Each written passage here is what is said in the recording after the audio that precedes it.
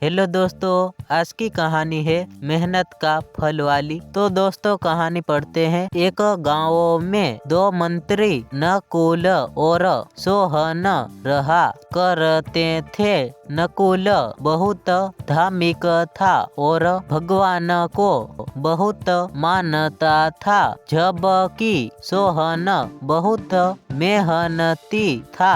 हर काम अपनी पूरी मेहनत और लगन से करता था।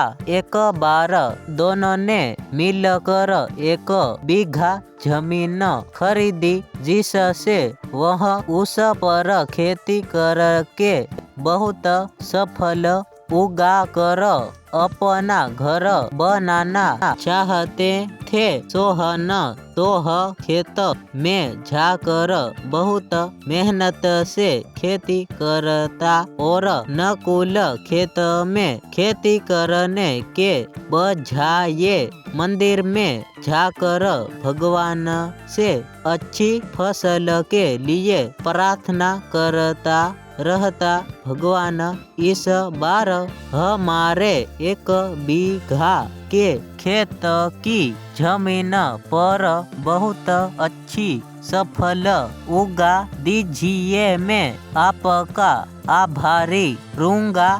हर फसल उगने के बाद आपको 23 नारियल का प्रसाद भेंट चढ़ाऊंगा। इसी तरह काफी समय बीत गया। कुछ समय बाद खेत की फसल पक कर तैयार हो गई। फिर फसल को इकट्ठा करके दोनों उस फसल को बाजार जाकर बेच आए और उस फसल को बेचने से कुछ अच्छे पैसे मिले।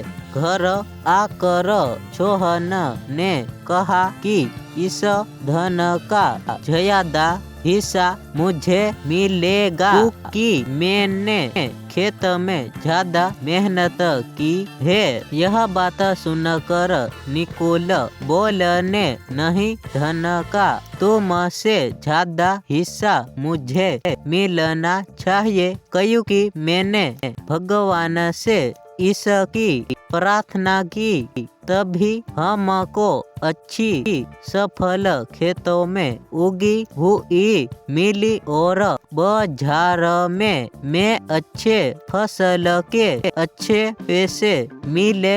इसी बात को लेकर दोनों में बहस होने लगी। जब वह दोनों इस बात को आपस में नहीं सुलझा सके तो धन के बंटवारे के लिए दोनों गांवों के मुखिया के पास पहुँचे। आज की कहानी बस इतनी ही।